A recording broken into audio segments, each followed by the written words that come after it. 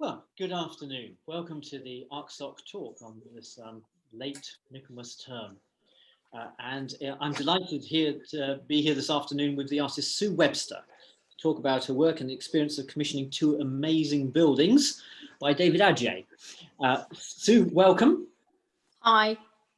We're hoping we'd have you in Cambridge, but thanks to the pandemic, I'm up here in Cambridge in suspended isolation, and you're in London.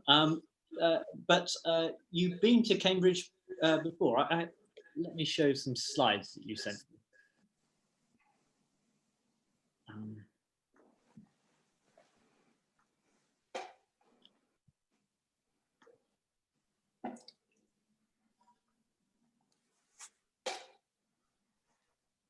Oh no.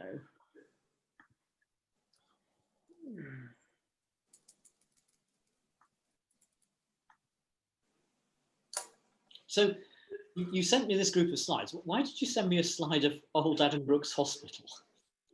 I guess I was a little annoyed when I got asked to do this talk because I would have liked to have come back to Cambridge to do the to address the students and not do it over the a webinar, if you like, because I have a strange history with Cambridge.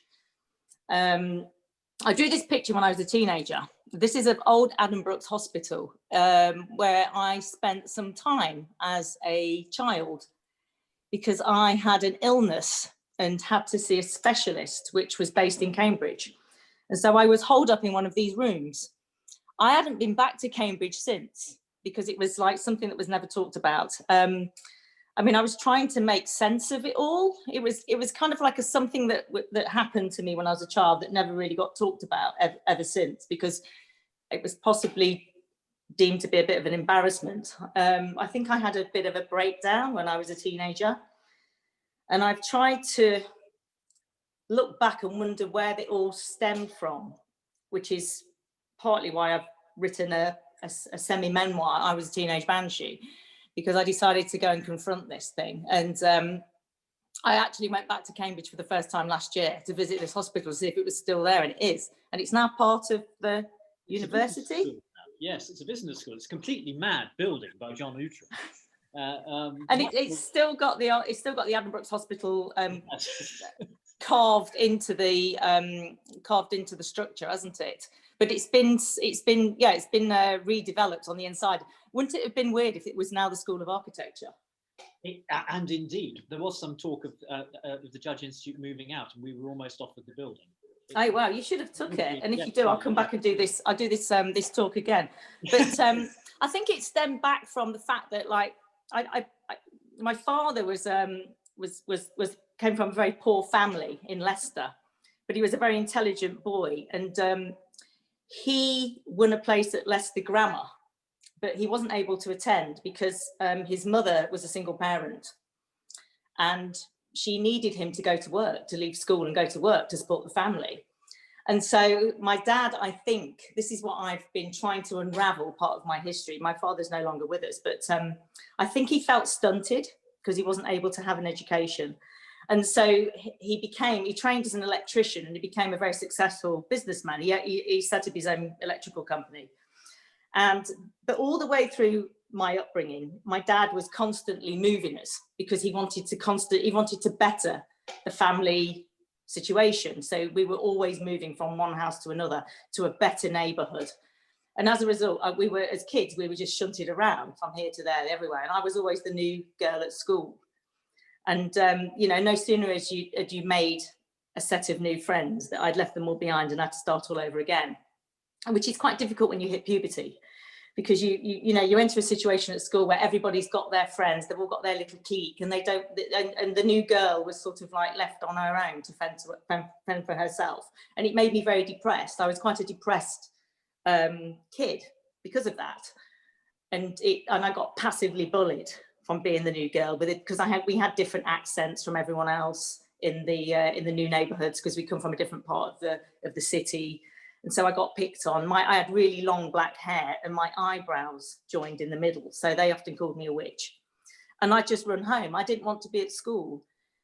And I didn't want to be at school so much that I actually started faking illnesses so that I didn't have to go to school. And then I think I brought on an illness. I brought on a sort of a mini breakdown. And, you know, my parents didn't know what to do with me at the time. So they sent me to see a psychiatrist, which meant I had to leave home. And I got admitted into a hospital, an institution in Leicester, for part of my teenage life. And then I went to see a specialist, and the specialist happened to be based in Adam Brooks Hospital in Cambridge. So I'd go and visit him for sessions like once a week, to the point where my mum no longer drove me and would drive that distance. And so I got admitted. And so I became an inpatient there at the old Adam Brooks Hospital. So it had this sort of like, Cambridge to me always had this black cloud hanging over it. It was like, well, I never want to go back. And it was never discussed again as we were growing up as a family, because I suppose, you know, I was seemed to be a bit of an embarrassment. And I went off and I forged a career for myself. And I guess I buried it and kept running, you know, and it's part of what's made me into the person that I am, that's constantly pushing oneself forward and never wanting to look back. And I just, when I was researching the idea of making a book about that sort of period of my life, I thought it's time to visit Cambridge. So I went back for the first time since 1982, last year, to visit that building. So it would have been quite interesting to come back and do a talk. But you did that drawing in 1982? Yeah, I wasn't allowed out. I mean, I was pretty much kept in a room, in one of those, in that hospital on the top floor. Half of it was the girls' wing and the other half was the boys' wing. I sneaked out every now and then, and I did that drawing while I was sat in the gardens. The gardens were like, they had beautiful gardens at the front, and it's opposite the Fitzwilliam Museum, isn't it? Yeah. Which I could see out the window, but I could never visit because I wasn't really allowed to leave the grounds. I snuck out 1 or 2 times, and I drew that. It's actually drawn on the back of a X-ray chart, because I framed it recently, and I realised it's got 2 little holes there. Yeah, it's part of some hospital X-ray chart. So you're moving from school to school, and yeah. Are you the person who hangs out in the art room? It sounds like you didn't hang around in school at all. Well, I mean, this is before one. You know, I mean, you did art when you moved. I mean, you did art when you moved into the 6th form, really. So yeah, I mean, it was just, I just didn't want to go to school in the end. So I found ways of not going to school. But I got schooled. I mean, I got sent books to try and keep up with the curriculum while I was in hospital. And when I got out, it was time to take O-levels. And although I'd missed a few years, I managed to pass everything with higher marks than if I'd have stayed at school, I think. But then I guess, not coming from an artistic background, my mother worked in a factory, my father was an electrician. Art was never talked about. Art was never encouraged. And so, but I had a sort of natural creative talent, which is also something that possibly isolated me from the rest of the family, because the expectations were to leave school at 16 and go and get a job, and then possibly get married and have a family by the time you're 18. I mean, my sister, she's not here now, thank God she's left the room, but I mean, she had her first child at 19, you know.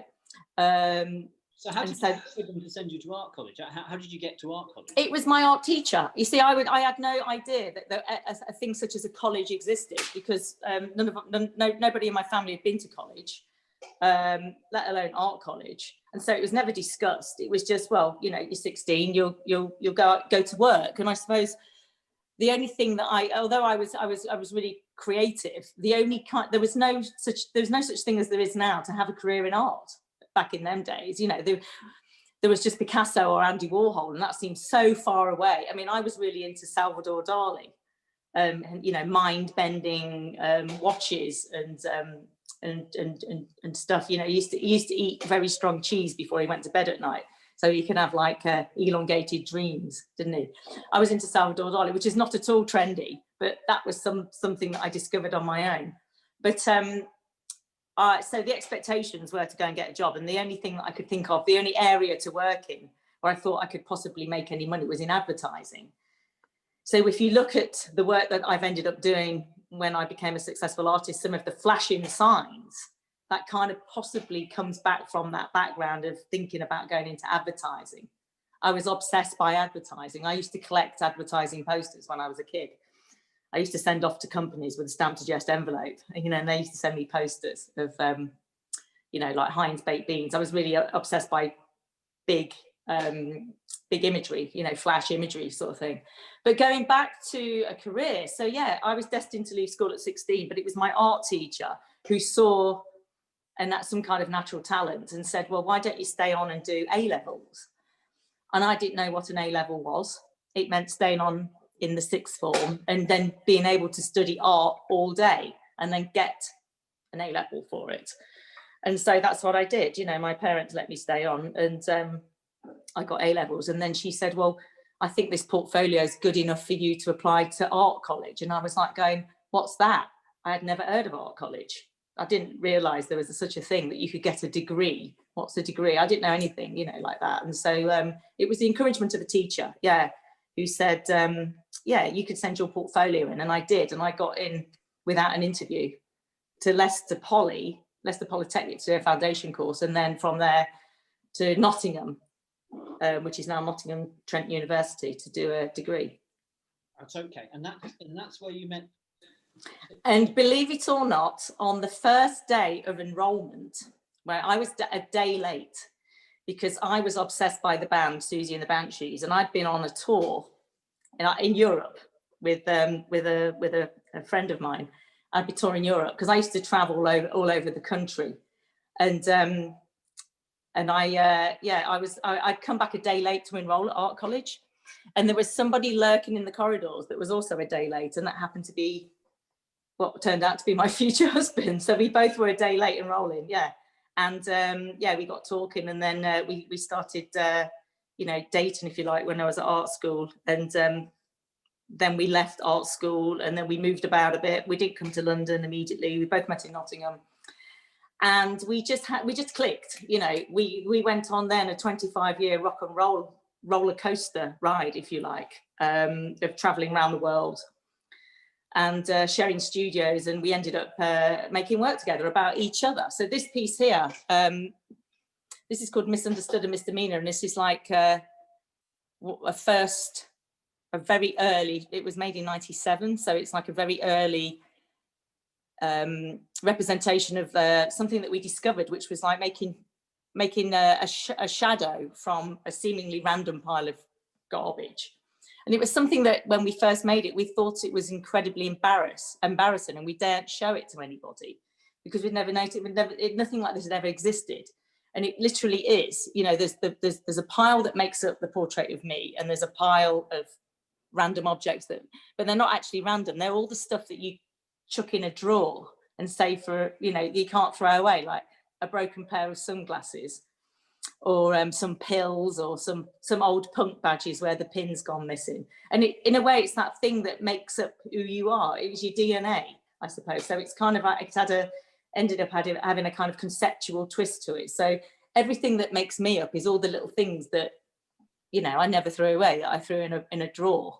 And everything that makes Tim up is made of little matchboxes and whatever that he couldn't throw away.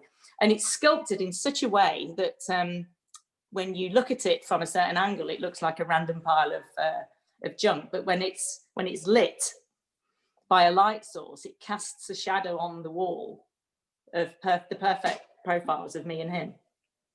When we first showed this, we did it in a showing when we moved to Shoreditch back in the 90s. And we wanted to do an exhibition of our work. We didn't have a gallery representation, but we were knocking out stuff. You can move on to the next slide, if you like. But so this is, we were also messing around with flashing lights. This is called excessive sensual indulgence, and it's like a fountain made of lights which move in a way that represents flowing water. So this and the shadow work before it, and then the next piece, which is a giant love heart. We showed them all in our studio in London, which happened to be in the heart of Shoreditch back in the early in 97. But anyway, going back to the shadow works, when we first exhibited them, you would walk into a room and we wouldn't switch the spotlight on. So everyone would crowd around this piece of garbage and go, oh yeah, look at that sculpture. And then someone would step in the way of, we had a light sensor that would flash on the projector. And then suddenly there'd be like this gasp, oh my God, that makes that. So it's sculpted in such a way, painstakingly, over months and months and months to create the perfect shadow of us. And if you look carefully, I mean, you probably can't zoom into this, but look, there's like, you know, the devil really is in the detail. So if you zoom in, there's like, there's a ripped jean, you know, there's a little bit of like ripped fabric on the knee of the jean, or the eyelash of my, you know, my eye, or, you know, the cigarette is made from a straw and things like that. So, yeah, there was this sort of like suspension of disbelief. I remember going to I think it was the Apocalypse exhibition at the Royal Academy, and yeah, correct, yeah, this enormous pile of rubbish in the gallery, and then this extraordinary thing. I remember being completely captivated by it at the time. It was absolutely incredible, because it is just rubbish. I mean, I couldn't believe for a start that you piled rubbish in the gallery. Sacks and sacks of rubbish. It was quite funny, the irony of that, because it was a shadow of a couple sitting on top of a giant apocalyptic, like a mountain, I suppose. And every day we would transport bags and bags of trash from our studio in Shoreditch to the Royal Academy in Piccadilly, and we thought that was rather funny. We were just like emptying out our trash to in the Royal Academy. But the bit on top was a couple staring at a sunset. This piece is called British Wildlife. So we moved on from trash. Tim's father died tragically in the year 2000, and we were clearing out his house to sell it, with Tim and his brother. And we came across this giant, he had a collection of taxidermy creatures. As one does. Which, as one does. He actually was an art lecturer, and he'd acquired these so he said, for the students to draw. But of course, he never took them to the art college that he taught at. He put them all around the house, like objects or whatever. So when he died, you know, we inherited, if you like, all of these. I did contact the museum and they didn't want them back. And so we acquired this huge collection of taxidermy creatures, some of which are pre-Victorian. And instead of selling them individually, I said, well, you know, the classic thing to do here is to make some giant sculpture that, you know, so out of death came life. So it's got 88 creatures on it, including a golden eagle right at the front there, which on its own is worth quite a lot of money. But every creature on there is British. Anything that we inherited that wasn't British didn't go on there. So there's like barn owls. I mean, it's actually a piece of, not only, it's actually quite an educational piece. When we exhibited it, people came in from like Australia or America, and they had never seen like a badger before and things like that. So it's got a fox, it's got beautiful kingfisher flying off it, blackbirds, whatever. But again, when it's sculpted in such a painstakingly way that when you shine the light on it, it makes the silhouette.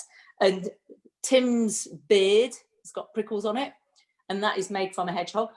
So we found that the perfect thing to make the prickles on his beard is a hedgehog. My nipple is, you can just about see sticking out, is the horn of a deer, and just things like that. Yeah. And it's got an extraordinary story, because the Guggenheim Museum in New York bought this piece when we exhibited it in 2000, 20 years ago. And they really wanted it, but they were never able to take ownership of it, because they wouldn't allow the golden eagle to enter the United States.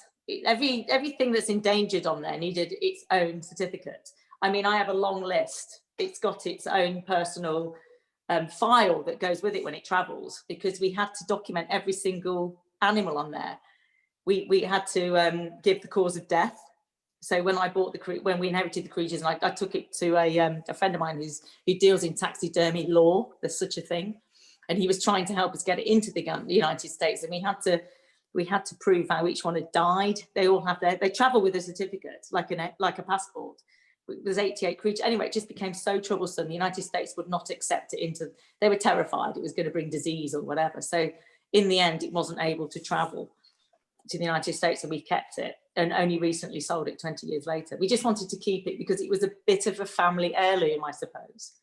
I would have let it go to, you know, MoMA, Guggenheim. Yeah, my dad being an electrician, I used to work for him part-time in the school holidays, and so I learned how to wire up a light bulb and many light bulbs. And so in the early days, my dad used to help me with some of the earlier light pieces we made. I hand wired myself and worked out all the sophisticated flashing and pulsating sequences, because all of the light sculptures that we made have movement on them. This is a big one we made for Gagosian in Los Angeles when we did a show there. That was, 2001.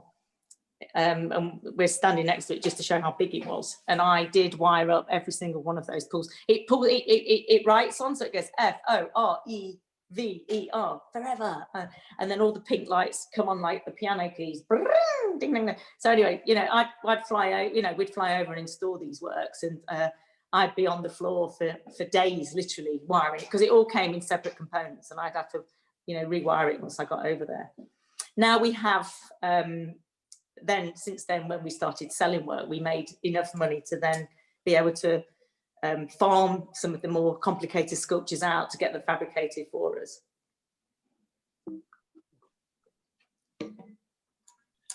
So that started a whole new form of electric sculpture that goes along. Yeah, yeah.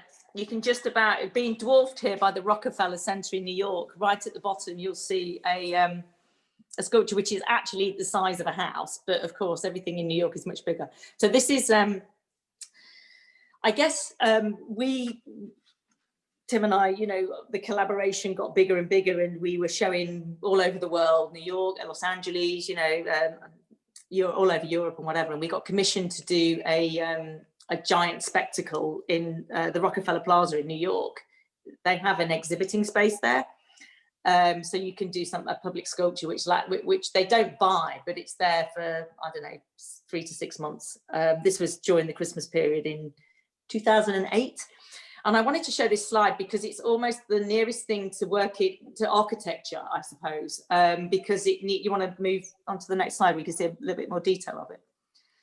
So that's people walking past it. So you can see it's about 35 feet high. And it got to the point, I guess it got to the point where we were pushing the sculptures to be so big that we couldn't physically make them in the studio. We had to work with teams and teams of people. We had to work with structural engineers. We had to work, you know, it was like building a house. Everything had to be tested and for strength, and it ended up we got to the point, this is like one of the biggest sculpture we ever made. So it's like a fountain of light, and it works on a sequence. So it flows and it undulates. So it builds up and it comes down again. And it's made out, you know, it's made out of galvanized steel structure with miles and miles of neon, you know, thousands of like flashing LED light bulbs. But it got to the point where it was more, we were becoming designers, where we were having to have lots of meetings and fundraising meetings. And you can imagine trying to install something in New York with, you know, these lorries coming in, and you have to work with the unions. And I guess it got to the point where I started to lose, I mean, a lot of artists at that point were making work that they didn't make themselves with their hands. So everything was getting more and more commercial and costing lots of money and to fabricate and spend, and taking years and years and loads of red tape.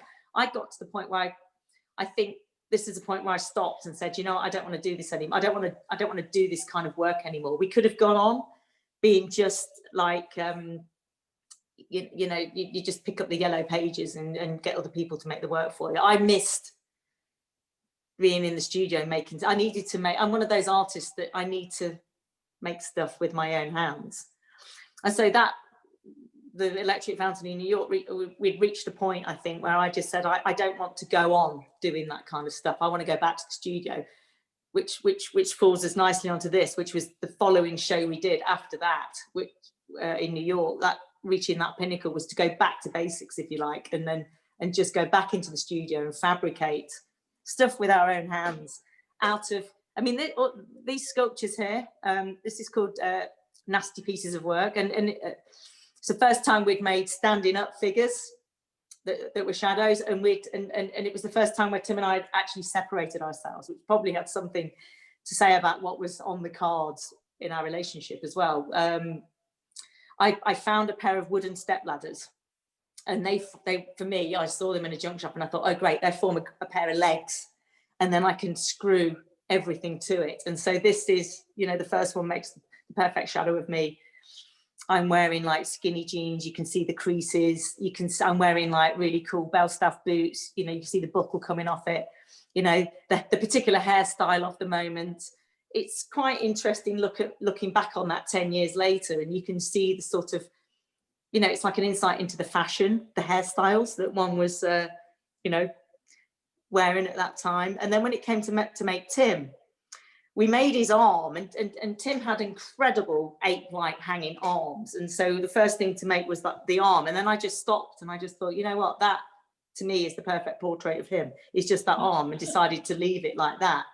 But it meant it was the end of making giant fabricated, mind you, I've said that. I'm waiting till we get onto the bronze pieces. But yeah, you can see this is made of nothing. That's what I loved about it. It cost nothing to make. It didn't involve a team of fabricators, and it was just something that one could just potter around in the studio in the dark, screwing. I mean, I've actually got holes in my fingers where I've actually held a piece of wood and drilled straight through the piece of wood and straight through my finger, and like blood was squirting and going, where's that coming from? Because there's like a delayed reaction when you drill through your finger. You've got your finger on the trigger, the drill goes through the wood, goes through your finger, blood's everywhere, and then it's like takes a few seconds before you go, it's coming from me. So there's blood on those pieces. But it was great to go back. Oh, we've lost Sue. Sorry, someone tried to call me. In the excitement, we lost you. Am I back? You're back. You're back. Sorry, someone just tried to call me. Yeah, anyway, but you can see it's made of nothing. It's just like, we had to clear out of the studio. I threw all the broken tools in a box. They were just about to go out, and I was like, all of a sudden it was like, come back. No, I can, it's the perfect material for the next sculpture. And so we went on to make a whole body of work made from, you know, just scraps of wood and step ladders. And this is the last show that Tim and I did, saying I didn't want to work with a team of fabricators, but these are like 3 meter high stick figures made of bronze. But what's fascinating about them is they started life as small maquettes made out of like bent coat hangers, etc., like that. Portraits of ourselves, but made out of wire. And I wanted to do a show of there were stick figures. So we took the you know, bent with, again, made with the hands, bent with just using like a pair of pliers and some scraps of scrap coat hangers or whatever, and bent them. Little maquette, took them to a foundry in London, and then and worked with the foundry to enlarge them so they were over life size and cast in bronze. But like you said earlier, when you saw these, they still look like they've been, you know, they wanted to keep the twists. You know, that was the giant coat hanger, but they're not made of giant coat hangers. They're actually cast in bronze. If they fell over, they'd knock you out. They'd probably kill you or something like that. But they do look. I wanted them to look fragile and handmade, and as if at any moment they could fall apart. I've got the little maquettes in the kitchen behind me, the originals, yeah. But it was fun. Yeah, they're about that big, but it was really fun scaling them up and trying to keep the detail of the originals. Right, so you and Tim are successful artists, and you're looking around for a place. You've always worked wherever you can find a space. Is that right? Or are you looking for yourselves to work at this point? Have you been renting spaces? Yeah, we've been renting a space. I guess when we moved to London from, like, you know, we met at art school in Nottingham, we moved up further north to Bradford, where it was very cheap to live. And then suddenly we thought, you know, if we're going to make it, if anyone's going to notice us, we need to be in London. We were under the illusion that everyone was going to come and find us if we had something good to say, but that wasn't the case. We had to move to London. So anyway, we ended up moving to Shoreditch in the days when one could afford to live in Shoreditch, and Shoreditch was like a very run-down neighbourhood. I mean, I don't know how long you've lived in London for, James, but you're not far away, are you? No, but not. But do you remember the days of Shoreditch when it was like, you know, nobody would go there in their right mind and leave a car? You know, friends of ours wouldn't come and visit us. They thought that, you know, once they'd stepped out the studio, they'd have no wheels left on their cars. I mean, now look at it. And but anyway, so we building which you're sitting on top of. Yeah, we started making money from the sculptures that you've just seen, and started making quite a good living out of it. But you've been living on the dole, basically. Up until that point, we've been living on the dole, yeah. And so we were only used to living off something like 60 quid a week. And when we had our first gallery representing us, and we started selling, you know, work for, you know, hundreds of thousands of pounds, if you like, I didn't know what to do it. I didn't know what to do with that money. I didn't know what to spend it on, having never had money. So I said to the gallerist, I said, will you just keep this in a bank account, please? I mean, very trusting of us. And then keep paying Tim and I 60 quid a week. Because one day I'm going to find you went from nothing to buying a warehouse. I thought one day I'm going to buy a warehouse, which will be our studio, and we'll live in it. And walking to the gallery one day in Shoreditch, I found this building. It was an old furniture factory on Chance Street in Shoreditch, and it was derelict. And it was for sale. And it was more money than we could afford, but we found a way of buying it. And so we bought it. I bought this derelict building in Shoreditch, and that was in 2001. With the idea that we could live downstairs and work upstairs. Tim was a student at the Royal College of Art in London. He'd managed to get himself a place there in the sculpture department, and there was a guy hanging around in the architecture department called David Adjaye. So we'd met David. I'd met David, or we'd both met him, just, you know, mucking around at the Royal College of Art at various functions. He'd done some basic work on a gallery that we worked with. Like he redid very cheaply the gallery, this gallery called Modern Art in Shoreditch. And I remember talking to David, and I said, God, one day, David, you know, if we've got enough money, I'd love to work with you. So it's like one of those things that, you know, be careful what you wish for, because then I found that property, and it was an old furniture factory, and it had columns on the ground floor holding up the next floor. And I thought it'd be all right if we could get rid of the columns. And I didn't know anything about building or what you could do in order to get rid of the columns. And so I got my mate David round, and I said, have a look at this space, David, you know, can I get rid of the columns and I'll buy it? And he said, yes, of course. And he said, we'd gut it. He started talking like we already before I'd appointed him. But he was unknown then, you know, as you know, we both sort of like achieved our level of success at the same time, I suppose. He's utterly charming, isn't he? He's completely disarming, isn't he? Really nice. Yeah, he grinned, all those teeth, and it was like, yeah, you know. And I was like, I was sold. I thought, okay, I'll buy that building as long as we can get rid of the columns that hold up the other floor, because I wanted an open plan studio. And so he came up with an incredible scheme, and it was not a lot of money at the time. That we to basically gut the entire building. So we had a double height studio. We kept the original walls. We gutted the interior. We kept the windows and the doors. The holes were exactly the same. And then we applied for permission to build another level, which was the penthouse on top, which is where we live, which is very LA at the time. I mean, if you look at my neighbours, I mean, we had this like LA penthouse in the middle of. Little bit at the top. What's in the little tiny penthouse on top of the penthouse? What's in that? What do you mean, the penthouse on top of the penthouse? The little one on the roof. What is in the little room on the roof? Right at the top. What was on the floor? On the I don't know what you mean. Well, the whole of the top floor is the penthouse, and then the thick white thing is the thickness of the roof. Right. It's a flat roof. I mean, it's probably the angle of the photograph. David wanted to demolish it. David's first thought was, let's demolish it and build something from scratch. And I was like, no, I like the history. I mean, I'm really into, like, if you look at you wanted to leave the brick, didn't you? And he didn't want the brick. That's why it's called the dirty house. Yeah, it's got layers of history. When Tim and I bought it, we went to the Guildhall Library, and you can research like the history of an area or whatever, and we found out that the very corner of that building was an old pub called the Blue Anchor, because when we were digging the foundations, we found lots of empty glass bottles, and it was and the Blue Anchor pub has a history to it, because it was the first pub. It was the first place in England, if not the world, they did bare knuckle fighting. Basically, it was a boxing pub, and it was the first place where they actually put gloves on the first time. So we had lots of people tracing their family history, knocking on the door, going, "Do you know that building used to be a pub?" And I said, "Yeah, the Blue Anchor." And it's like, "Oh yeah, my grandfather boxed in that pub." Also, it was a bit of a brothel at some points. It was Edward the Seventh.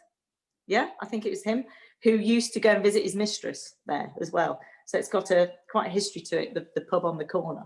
But anyway, yeah, so David wanted to demolish it and build it again. But I loved the layers of history. I loved the fact it was a pub. Then it got changed into it was a boys' club.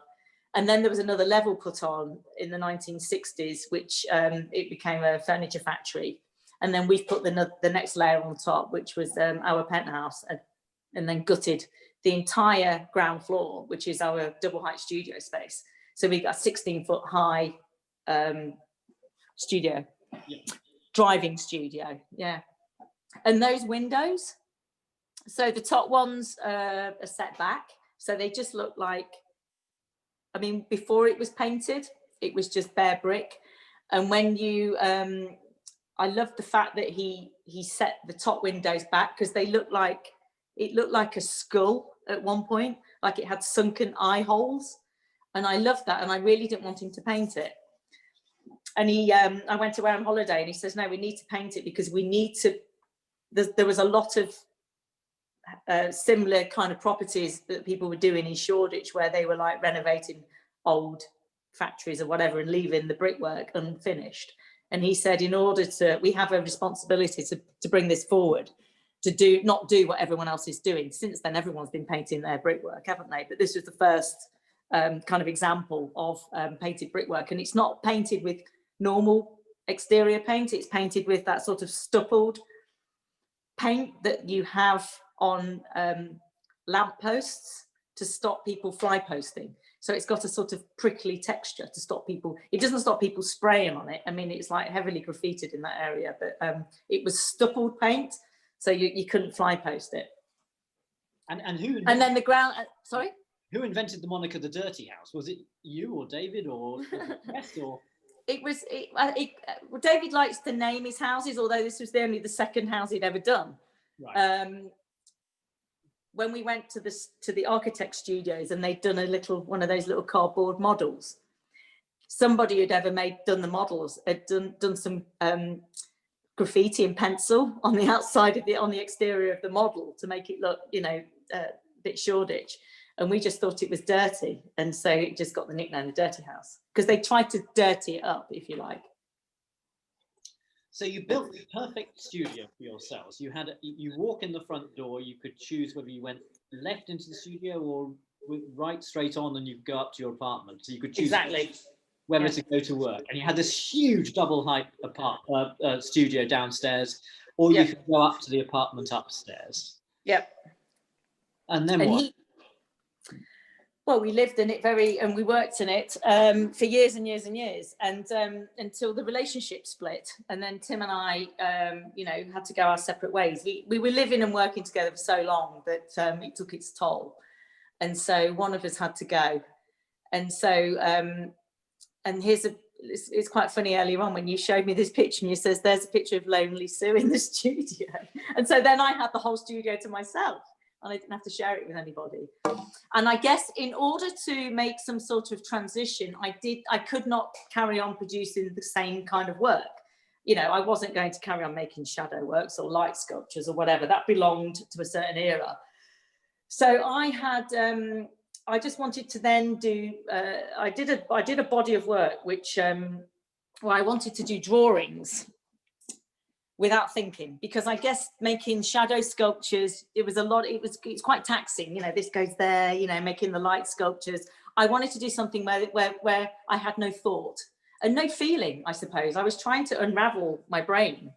And so I started doing these crazy, like, you know, I called them chaos drawings, where I wouldn't think about what I was doing. There was no plan. And so I would just do these things. I did one a day, and they were just like these crazy sort of abstract drawings. And I filled it until I filled the studio, and there was no more place to go until, I mean, how long does this go on for? A few seconds. It was just totally random, you know. I put on loud music and I just hit the paper or the canvas, if you like. And if you flash on, what's next? And these. Oh yeah. And so this was one. That's actually a print where, again, you know, this is the same. It's like a repeated. So there's like, it's like one drawing which has been printed twice, so one's upside down, one's not. But this is like a drawing without thinking, and lots of scratches. And it came to the point where Tim and I were having to divorce, I suppose, and so we had to very sadly sell that beautiful dirty house that we'd both built and lived in together. And as a leaving present to, at that point, Shoreditch was becoming incredibly trendy, and you couldn't live there. Well, you couldn't really, you couldn't really think as an artist. You step out your front door and it'd be chaos. And so we ended up having to sell the building. And I just thought, as a leaving present to Shoreditch, I wanted to paint it. I wanted to paint it from being black to being white, and then do one of my paintings on the outside. This is a photograph of me looking over the balcony at the dirty house. We used to always have massive architecture tours that would come, and like I'd be sitting out on the balcony having a cup of tea, and I could hear voices, and I'd look over it, and there'd be like thousands of kids and like an architecture tutor talking about the house and like all these photographs. And then it got to a point in Shoreditch where I'd look over the balcony and they weren't looking at my house anymore, because this street graffiti kind of art thing started taking over, where the people were coming along and painting the buildings. And so they had their back to my building, they were looking at the building opposite, which had been painted. And so that's when I had the idea of painting my building as a leaving present to Shoreditch. And so this is pictures of us painting it white. So I got a team of street artists to help me. So we painted it white, and then I did one of those chaos paintings on it. And I think it worked rather well. When I sold it, go all the way. Sorry, Otherwise, don't even start. If you're going to time. go all the way, this could mean losing girlfriends, wives, relatives, jobs, and maybe your mind. Go all the way. It could mean not eating for 3 or 4 days. It could mean freezing on a park bench. It could mean jail. It could mean derision, mockery, isolation. Isolation is the gift. All the others are a test of your endurance, of how much you really want to do it, and you'll do it, despite rejection and the worst odds, and it will be better than anything else you can imagine. If you're going to try, go all the way. There is no other feeling like that. You will be alone with the gods, and the nights will flame with fire. Do it. Do it. Do it. Do it. All the way. All the way. You will ride life straight to perfect laughter. It's the only good fight there is.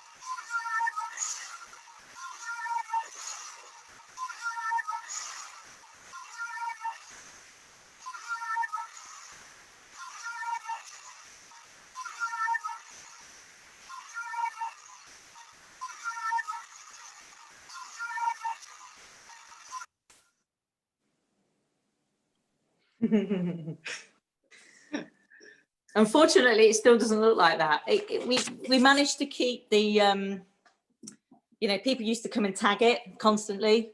When it was painted dark, and it wasn't black, it was dark brown. I'd always have like a few litres of that paint because people would just constantly started tagging the building. You know, I'd always be out there with a paintbrush trying to keep its authority, I suppose. And once I did that to it, once I gave it a full-on paint job, it got left alone. Nobody, because they all of a sudden, like, it had this respect. I mean, it had respect originally, and then it kind of lost its authority when it was originally done. But when I did this to it, people wouldn't tag it or mess with it for a long time. Only since I left and sold it, it's now got a shepherd fairy mural on it on both sides. Yeah, which actually has been graffitied. Last week when I went to see it, somebody. Oh, has it? It's been tagged. It's not got the same sacred quality. Okay, so you've moved on. I mean, you'd originally bought this, and you'd always thought you were going to stay here forever and going to leave it. I didn't want to leave Shoreditch. Well, I suppose what interestingly, when Tim and I at one point had enough money where we had this, and then I'd wandered off and discovered another little building that I thought I might move into in another part of London one day, which is where I'm sitting now. I thought one day maybe, you know, when I get a little bit older and maybe I settle down, I might want to live in this area. I discovered this area called de Beauvoir. Some friends of mine lived here, and I used to go and visit them for Christmas. And it was just like, what a different neighbourhood to Shoreditch. It was like a family neighbourhood. It was very suburban, I suppose. And I didn't quite see myself living here in suburbia, but I loved visiting my friends for Christmas, you know. And I said to them, if you ever want to sell your house, they were on Buckingham Road, which is a few streets back. I said, if you ever want to sell your house, let me know. You know, I'd like first refusal on it. And unfortunately, they split up and they said, the house is for sale if you want to buy it. I've got first refusal on it. But when it came to the crunch, I couldn't do it because there was something about having a normal house, having not lived in one, that I just couldn't bring myself to do it. And as I was cycling back from Buckingham Road one day, I came across this derelict ruin, which was covered in, have you got a picture? Oh, there you go. Yeah, this derelict ruin surrounded in corrugated iron.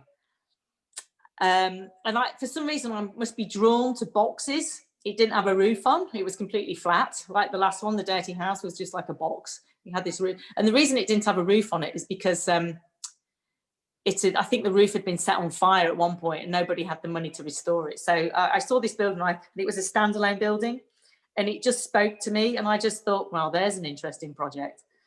But you didn't know the story of the... No, I didn't know anything. I didn't know the history of the building. I just saw a derelict building. It wasn't for sale. It never had a for sale sign on it either. It just had a corrugated fencing around it, which you see in the picture. There's the green gate. I kept the green gate. It's now my main gate. And it just said, keep out, Hackney Council. And I literally, on my push bike, I rang... Sorry?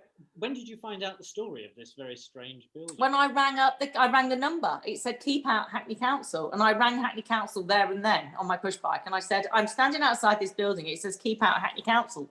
It's 121 Mortimer Road. Can you tell me about the building? And the man on the other end of the line, he said, Google the Mole Man. And I was like, what? He said, Google the Mole Man. So I went home and I Googled the Mole Man. Then I became even more interested in this building and thought, I've got to have it. I researched obviously the whole story about the guy. So there was an eccentric man called William Little that lived in that house for 40 years, and he'd inherited it. There were two houses, basically. One had an entrance on Stamford Road, the other entrance was on Mortimer Road.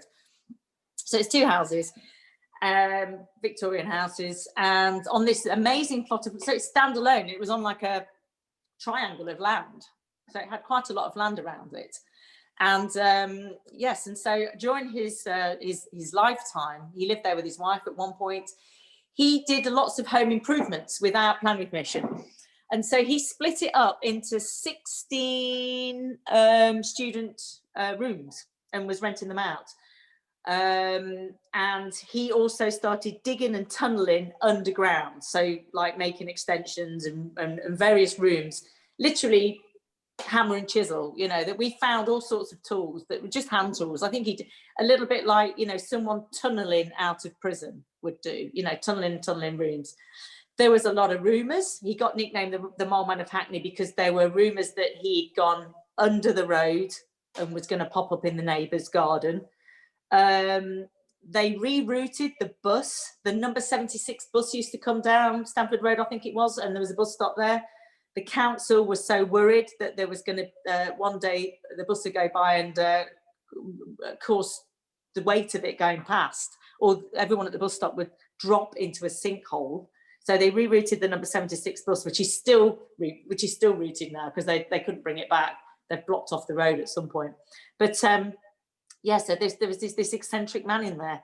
And enormous tunnels. I mean, he was digging tunnels everywhere. Ian Sinclair said he went down and was shown around these tunnels that he buried, and nobody knew where they went. And no, William Little said to somebody that he was digging his way to Barclays Bank on the corner of Dalston Junction, and was going to pop up in the safe somewhere. But so there's a lot of rumours. I don't know. I mean, when I actually managed to, I found what happened was the council found out because obviously they'd been talking to the neighbours. The neighbours got worried. They thought that the building was unsafe, and so they evicted him. And he was put into social housing down the road, and they put him on the ground floor. And apparently he started digging again. Apparently knocked a hole in the wall, and he carried on. He's got this calling. Some people have a calling, so he carried on digging. But they evicted him. Pardon? His calling was to go down. Yeah, he knew something that we didn't.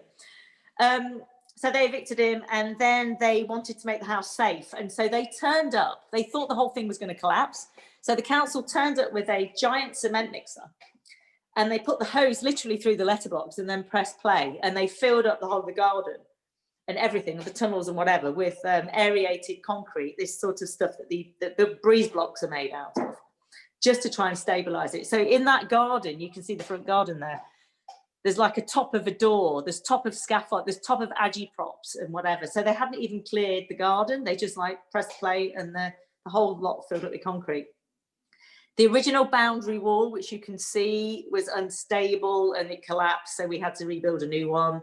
And underpin it, and literally, there was something like 1,000 tons of rubble that we had to get rid of. I can't remember how many hundreds of skips we used just to get rid of the stuff that the council had poured in, so that I could reclaim my garden. So you rang up David again and said, "I've got another project."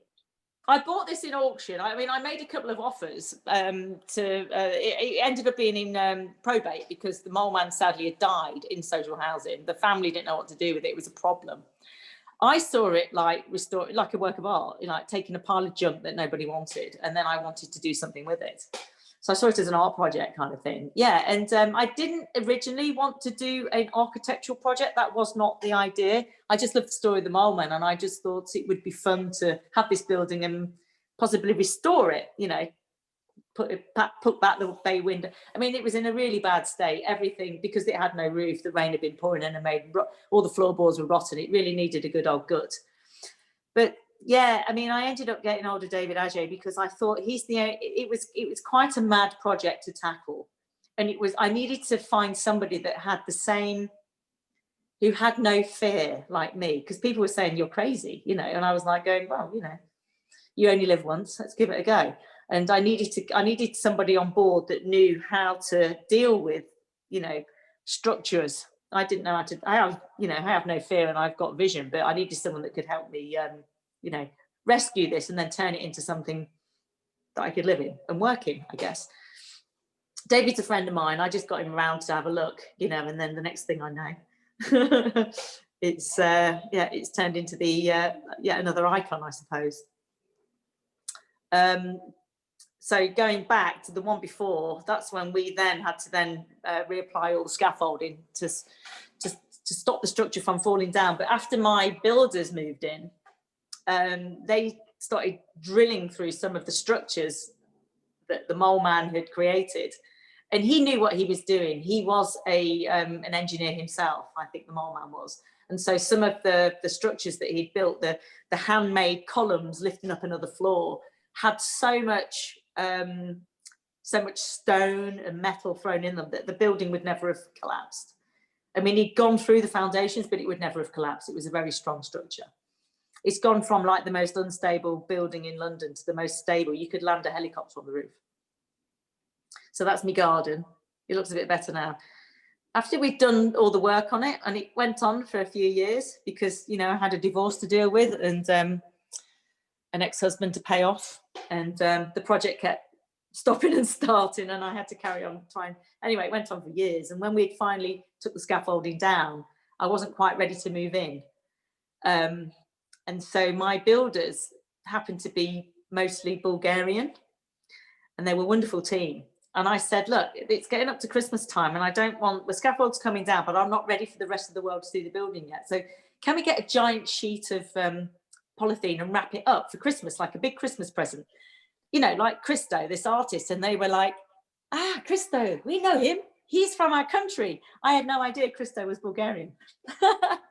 And so they know exactly who he was. And so they wrapped the building like a giant Christo. We wrapped it in polythene and rope over the Christmas period until I was ready to move in. When did you unwrap it? You unwrapped it at a party, I presume, or did you? Well, we had to take, we built the boundary wall, rebuilt the boundary wall, took the corrugated iron down, and then, yeah, pulled the string, and there it is. Beautiful aerial shot on that. De Beauvoir is quite fascinating because it's like on 5 points. So there's 5 roads within De Beauvoir that all end in a point. A very good pub, the Scalt Head, is on one of the other points down there, and I'm on this. I love a standalone building. We got planning permission to make a pitched roof, but I think as the project progressed over so many years, it got to the point where I just really liked the flat roof, and we didn't go up another level, which we could have done. So I quite like the box look. So we kind of finished it off, and I also liked the unfinished render because, again, it was the handiwork of the Mole Man, and to get rid of that would have been just erasing a piece of like local history. If one had demolished it, which is again what David Adjaye suggested, let's demolish it and build something new. He was like, no, I wanted to keep a piece of local history. It was very important to me to keep the 4 walls and gut it from the inside, which is like what we did with the Dirty House. And there's and I wanted to keep the original green gate, and they were like going, you're mad. Like David Adjaye and his team were like, we could build you a really beautiful gate. And I was like, no, I've got to keep that green gate. Oh yeah, it works. It's the gate, yeah. The staircase the other side of it that takes you down. Yeah, there's like this amazing concrete staircase that goes down into the sunken garden. There's like a sunken garden there. So a classic Victorian house, you have the entrance way, which is half under street level and above street level. And so where the building stops naturally, which is I think they have a small basement, don't they? Then we wanted to dig down so that I could have a studio underneath. And the plans were that we were going to dig quite deep and then extend it out to the garden area. And we hit the water table quite quickly before we assumed we would. And so we suddenly had to ring up the concrete men and go, quick, we need a concrete mixer. And they, rushed round and poured a slab for us, because we had obviously water coming in. We'd hit the water table far too soon. It's quite low here. No, high, yeah. That's the back garden, the back of the building, which is a lovely shot. And that's, you can see the bifolding doors going to the studio. So I can have them, they can fold open on a nice sunny day. And I've got this yard, which I call the prison yard. That's the studio. So yeah, the bottom of those windows would have been where the house ended naturally. And then, so we've dug all of that out, which was quite a lot, and then dug out a little office for me. And David had the idea of casting a concrete cross. So the giant wall that you see where my crime scene installation is installed is actually concrete. I had to get it lined in ply so that I could actually you know, typical architect wants everything in concrete. You can't, I said, I can't work with a concrete wall in my studio. So we had to cover it in ply in the end, but behind there is concrete, and it's the whole, and that runs all the way through the building, and it's what supports the roof, and all the floors are cast in concrete. So it's like a cross, goes all the way up from the basement right up to the roof, and all the floors are cast off that. Yeah. So and this is where you're sitting now. You're sitting in the kitchen upstairs. Is that right? I'm in the kitchen. I wanted to do the talk in the studio, but it was too echoey, wasn't it? But yeah, I'm in the kitchen. I don't know what you can see because I can't see, but you can probably see the giant bookshelf, and we can see the concrete ceiling rather beautifully. You see the concrete, yeah, one of the concrete ceilings with the pendant lights hanging off it. Yeah. 3 boxes. So I guess you're wanting to move on to the future, which is, I guess, when I moved house. Well, actually, when I left home in Leicester, when I went off to art college, my dad packed up my entire contents of my bedroom in 3 boxes and left them for me when I went back. You know, instead of like going to visit my parents every other weekend, like a lot of kids, you know, if they're a bit of luxury and some nice food. I went home one day and I had 3 boxes waiting for me with my name on, Sue. And it was the entire contents of my adolescence. And these had my Susie and the Banshees fixation, all my records, T-shirts, concert tickets, diaries, drawing books, whatever, from my adolescence. And so, you know, they traveled with me when I left home and went up and down the country, unopened, just shoved in a basement, in a corner, under the bed or whatever. And it wasn't until I left the dirty house in Shoreditch and I moved into this place that I took a residency out of town. I needed to get away from London, so I took a residency in Cornwall for a bit, and I undid the boxes. And I wanted to sort of unravel the mystery of my adolescence with something I hadn't confronted, like going back to the original slide of Adam Brooks Hospital, part of my life which I hadn't really told anyone about. I certainly haven't told my husband about it, which is quite strange. And I needed to, I guess, in order to move forward, I needed to let go of some baggage. And so I went through my boxes and started unraveling the past. I had letters in there that people had written to me when I was in hospital, diaries that I'd written, and then of course my teenage fixation with Susie and the Banshees, which I guess I saw, looking back on it, is a bit of a thing to save me when I was a teenager, because I kind of idolized Susie Sue, the lead singer, and adopted her, if you like, as an imaginary surrogate mother. And she was the kind of person that, and I you know, it took me until now to realize that. I didn't really get why I was obsessed with the band. It was just a thing that I needed to have in order to drag me through my adolescence, if you like, you know, to have an obsession with something else. And so I really wanted to write about that period of my life, about being a teenager, obsessed by Susie and the Banshees, as a way of covering up for the fact that I was actually quite an unhappy, troubled and ill child. Yes. And so I wanted to write a book about it and use a lot of the visuals. So a lot of stuff in that. And so a way of unraveling my mind, if you go to the next slide, was I started doing this thing. It's called a spider graph. Weirdly, it's what I've named my child, Spider. But it's that thing where, you know, that game you play when you're in a pub where you go, there's only three degrees of separation, where you can put your name and then you can try and find links of in 3 steps where you're related to so and so. So I started doing these drawings, and it was a way of unraveling my fascination with Susie and the Banshees, the band, and where it had led me on a journey, like listening to the albums, where each song on the album had led me on a journey of like a fascination with Germany, you know, because like, I guess she sang one of her songs in German, and listening to that as an 11 or 12-year-old child, it was fascinating, the German language. And so I had this everlasting fascination with all things German. And it must have stemmed back to listening to Mittageisen, sung by Susie the Banshees on a 7-inch single. And so I formed a theory that everything I'd ever learned in life was from listening to the first 4 albums of Susie the Banshees, and where that led me on a journey.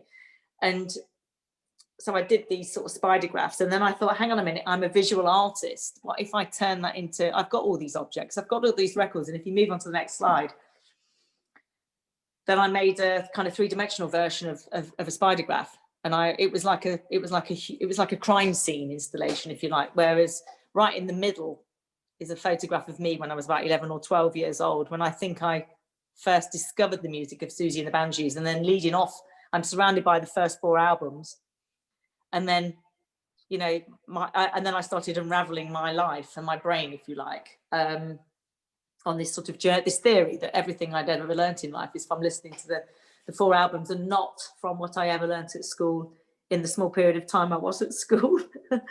Or maybe because that was my education, listening to the music of Susie and the Banshees. And each object, there's 250 objects on that wall. It spans my kind of life, and I photographed every one of them and documented it in a telephone directory size book, which is this. And I was a teenage banshee, so all the images are in there, and I've linked it together with a personal memoir of you know, being a troubled teenager and how Susie and the Banshees and listening to the music saved me. I can't think of anything else to say after that. See, that was really wonderful insight into, I mean, you. I mean, thank you so much for sharing all that with us. But also, I mean, these amazing buildings that you've worked with David to create. I mean, I have really enjoyed hearing that fascinating journey, which so beautifully ends the crime scene, because it's you trying to come to terms with your own journey, and Spider I know is coming home soon, but I wonder if there are any questions. Now, the way these webinars work, questions are somewhat weird because people can't, so if people could put any questions they have in the question and answer session, then I will, or in the chat, I would be very happy to ask them. But that's been fantastic. And who is this? This is my black baby. This is Spider's big brother. Spider's big brother name, or is a cat's not named in your household? Oh, it's called My Black Baby. That is his name. Yeah, My Black Baby. Oh no, look, my black baby's gonna say hello. There you go. Yeah. He wants feeding, but it's okay. He loves it. Yeah, he loves the mole house. Yeah. So when things open up, can we come see? Can we come down and have a visit? Have a tour? Yes. I mean, I get lots of people because I'm looking out the window now, and I've got like I put mirrored film on the windows so I can see out. No one can see in. Right. But I can see people all weekend popping over the green gate with a camera, taking photographs. Yeah. So it's your wall. I get a terrible shock if they jump over your wall, because if they jump over the wall, they'll probably break their necks. Yeah, because there's quite a drop. Yeah, which is why we wanted to build the wall at a certain height to prevent people from climbing over. I was sitting here once on the phone, and I saw a man climb over the gate with a pint of milk, and he put the pint of milk on the top of the wall and then climbed over the green gate, and I was standing there watching him thinking, what's he going to do? And I opened one of the windows, the bay windows, and I just stood there looking at him, and he goes, I love this house. He was drunk. He scaled the fence. He goes, I love this house. He picked up his milk, you know, and he's wandering around the garden. Yeah. Huh. I got a phone call from my neighbour who could see him going, Sue, you're right. Just see this man scale your wall. And I was like, yeah, he's just drunk. I told him to go back the way he came, so he had to go back the way he came. We could get out, a bit like a mouse. Well, I think that everybody is, you've shared so much, everybody is mesmerised, and nobody has any questions. So if nobody has any questions, I'd just like to thank you so much. Here's a question. Hi, Sue. Sarah says, I was incredibly touched by your personal memoir. I was a teenage banshee. Do you have any plans to extend your memoir into a novel or even a film? Ooh, a novel. Well, if I took the pictures out, would that make it into a novel? Because I mean, I call it a visual biography, but if you took all, because I mean, it is very thick. I mean, it's 400. I wanted it to be like the size of a telephone directory because it's got all the images in it from the crime scene. But I guess if you took the pictures out, you could make it into a little book, a little novel. Who knows? Yes, who knows? Yeah. Angela has a question. Angela. Okay. Can you hear me? Yes, we can, Angela. Oh gosh, I wasn't expecting that. Oh dear. First of all, let me thank Sue for sending the book to my daughter. And I've just listened to everything. It was extremely interesting, very articulate, and thank you very much. And here's my silly question. Does the concrete make the house at all cold? The opposite. It's very warm. Really? Yeah. Do you know what? It was actually we had quite a hot summer, didn't we? And the concrete actually absorbs heat. So it actually is. I mean, my building contractor said to me, you won't have very large heating bills in this house because it really is warm. Yeah. And yeah, I do have to have. It was very hot in the summer, so luckily I've got lots of windows and a massive skylight. So when it became a bit like a pressure cooker, I can just undo the skylight and let the heat out. Yeah. That's really interesting. Thank you. It looks such a cold material. Not at all. No, not at all. Do you know what? But the weird thing is, it's not very baby friendly, is it? I wasn't thinking about it. I wasn't thinking about the baby. I've got like a really. Yeah. When he starts walking, it's like, what am I going to do? I'm going to have to. I was thinking about, people kept saying, oh my God, you're going to have to put, gates up, put the stairs. Yeah. But all I was thinking was the opposite. I was thinking, no, I'm going to put a crash outfit on him and, skateboard pads. So he's going to be padded. David Adjaye has a very good Core 10 range of baby barriers that will appear suitably, beautifully. Does he? Yeah, oh, you should ask him. Well, he's got two of his own now, hasn't he? So yeah, but he doesn't live in a concrete bunker. He just made me live in one.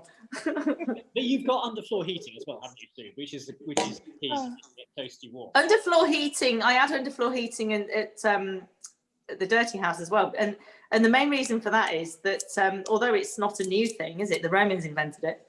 Was the fact of being an artist and not wanting radiators breaking up a wall, because I see a blank wall and I don't want a bloody radiator on it if I'm putting a work of art on it. So underfloor heating is like is a godsend. No radiators on the wall. Okay, well, wonderful. As I haven't got any questions, I'm just going to thank you and say thank you for such a wonderful talk, Sue. I mean, that was great, and thank you for sparing. Thank you, and I'd love to come to Cambridge at some point when I'm allowed. Well, you've got an open invitation, and thank you. Look forward to seeing you soon. Thank you very much, and goodbye to everybody. Thank you, everybody. Bye.